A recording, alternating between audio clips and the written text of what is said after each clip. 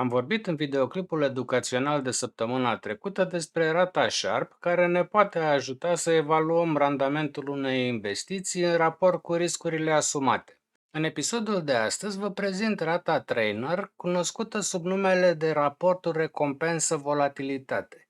Rămâneți până la finalul videoclipului pentru că voi face o comparație între rata Sharp, rata Trainer și alfa lui Jensen. Vă salut! Sunt Cătălin Iamandi și mă ocup cu grafică, investiții și trading. Cât timp rulează intro, vă rog să-mi lăsați un comentariu.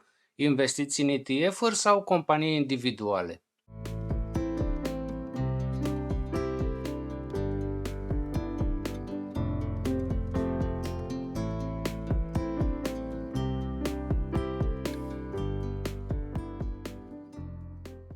Scopul acestei prezentări este educativ și exemplele oferite nu sunt recomandări de investiții. Haideți să revenim la subiectul de astăzi. Jack Lawrence Trainer a fost primul care a oferit investitorilor o rată a performanței portofoliului care includea riscul. Obiectivul lui Trainer a fost de a identifica o rată de performanță care s-ar putea aplica tuturor investitorilor, indiferent de preferințele lor personale de risc. Trainer a sugerat că există două elemente ale riscului: riscul generat de fluctuațiile pe piața financiară și riscul fluctuațiilor activelor individuale. Trainer a introdus conceptul de linie de piață a titlurilor, care definește relația dintre rentabilitatea portofoliului și ratele de rentabilitate ale pieței, prin care panta liniei măsoară volatilitatea relativă între portofoliu și piață, așa cum este reprezentată de coeficientul beta. Linia pieței Trainer presupune că investitorii sunt recompensați pentru asumarea riscului sistematic, dar nu și pentru riscul nesistematic, adică diversificabil. Aceasta se bazează pe ideea că investitorii pot elimina riscul nesistematic prin diversificarea portofoliului.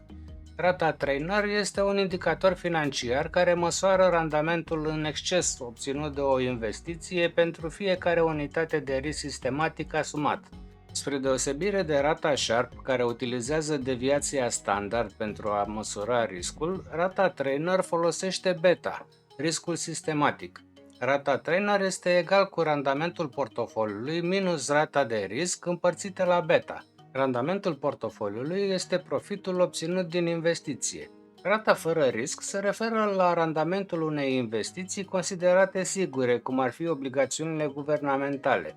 Beta este o măsură a sensibilității investiției la mișcările pieței. Haideți să vedem cum interpretăm rata Trainer. O rată mai mare indică o performanță mai bună, ajustată la riscul sistematic. O rată Trainer mai mică sugerează că investiția nu a generat suficient randament pentru riscul sistematic asumat. O rată Trainer negativă înseamnă că investiția a avut o performanță mai slabă decât rata fără risc, având în vedere riscul sistematic asumat. Rata Trainer poate fi utilizată pentru a evalua o varietate de investiții, inclusiv acțiuni individuale. Permite compararea performanței acțiunilor, ținând cont de sensibilitatea lor la mișcările pieței. Rata Trainer ajută la evaluarea randamentului ETF-urilor în raport cu riscul sistematic asociat cu urmărirea unui anumit indice. Rata Trainer este utilă pentru a compara performanța fondurilor mutuale, luând în considerare riscul sistematic al portofoliului lor. De asemenea, permite evaluarea performanței generale a unui portofoliu diversificat, ținând cont de riscul sistematic total al portofoliului. Diferența dintre rata Sharp și rata Trainer este că rata Sharp măsoară randamentul în exces pentru fiecare unitate de risc total, deviația standard. Rata Trainer măsoară randamentul în exces pentru fiecare unitate de risc sistematic, beta. Rata Trainer este mai potrivită pentru evaluarea portofoliilor bine diversificate, unde riscul nesistematic, adică riscul specific companiei, este minimizat. În cazul portofoliilor nediversificate sau al acțiunilor individuale, rata Sharp poate oferi o imagine mai completă a performanței ajustate la risc. Alfa lui Jensen măsoară randamentul activ al unui portofoliu în raport cu randamentul așteptat prezis de modelul de evaluare a capitalurilor, CAPM. Indică dacă un portofoliu a depășit sau a subperformat randamentul așteptat, dat fiind riscul său. Alfa lui Jensen este egal cu randamentul portofoliului minus KAPM, care este rata fără risc, plus beta ori randamentul pieței minus rata fără risc. Atât rata de rentabilitate cât și riscul pentru titluri sau portofolii vor varia în funcție de perioada de timp. Calculul Jensen necesită utilizarea unei rate de rentabilitate diferită față de riscuri pentru fiecare interval de timp. Pentru a evalua performanța unui administrator de fond pe o perioadă de 5 ani, utilizând intervale anuale, ar fi necesară și examinarea profiturilor anuale ale fondului, minus rentabilitatea fără risc pentru fiecare an și raportarea la randamentul anual al portofoliului de piață minus aceeași rată fără risc. În schimb, ratele Trainer și Sharp examinează randamentul mediu pentru perioada totală luată în considerare pentru toate variabilele din formulă, portofoliul, piața și activele fără riscuri.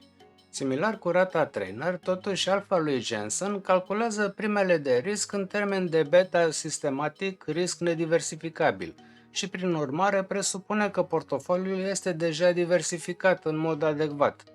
Drept urmare, această rată este cea mai bine aplicată unei investiții precum un fond mutual. Aceste rate oferă perspective diferite asupra performanței ajustate la risc a unui portofoliu. Alegerea măsurii de utilizat depinde de obiectivul investițional și de tipul de portofoliu evaluat. De exemplu, rata Trainer este mai potrivită pentru portofolii bine diversificate, în timp ce rata Sharp poate fi utilizată pentru ambele tipuri de portofoliu. Alfa lui Jensen măsoară în mod specific abilitatea managerilor activi de a genera randamente în exces. Această prezentare este un rezumat concis și oferă direcții de studiu pentru cei care doresc să aprofundeze subiectul. Dacă apreciați conținutul postat și doriți să mă sprijiniți, vă încurajez să alegeți unul dintre abonamentele plătite. Am înființat și un grup pe Facebook unde îmi face plăcere să vă invit. Este numit Cercul Prosperității Financiare. Aveți linkul în primul comentariu al materialului. Voi continua să vă aduc plus valoare postând analize și materiale educaționale ca acesta în fiecare săptămână. Ca de obicei, mulțumesc frumos tuturor și vă rog să vă abonați și să vă alăturați canalului meu dacă nu ați făcut-o deja. Apăsați butonul de like dacă ați urmărit până aici videoclipul și vă rog să distribuiți acest material ca să ajungă la cât mai multă lume. Activați, vă rog, clopoțelul pentru a fi notificați atunci când postez un episod nou.